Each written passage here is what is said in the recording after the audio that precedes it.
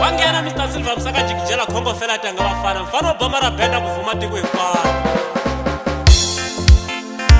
Yanya kubaba Ina yanya kubaba Yanya kubaba Ina yanya kubaba Yanya kubaba Ina yanya kubaba Yanya kubaba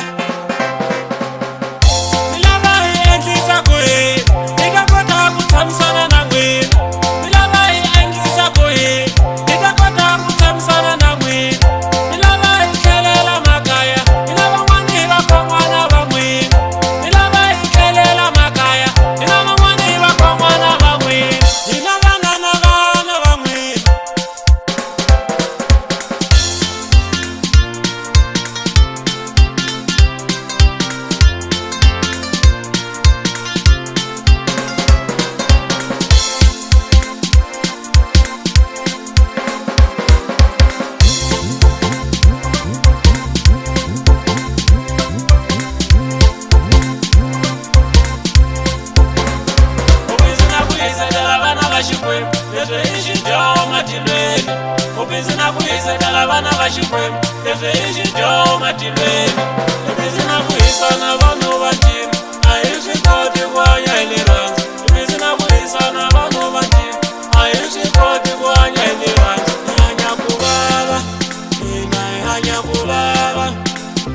Yanya kubaba Ina yanya kubaba Papizi barita lela magaya Pangwani dari wana bangala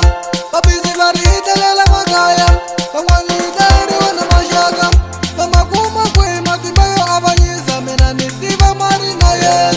Pamakuma kwe matimbayo abanyiza Mena nitiba marina yes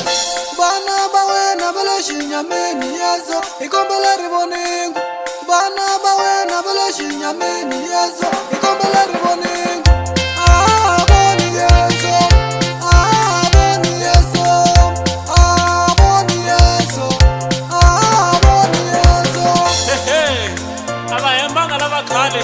Loko va kuma na munhu loko a ri kusuhi na ku vuya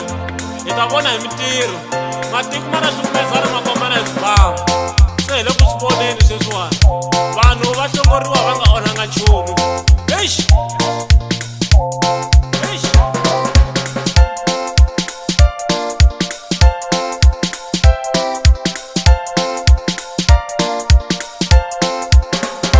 Yanya kubaba Ina yanya kubaba Yanya kubaba,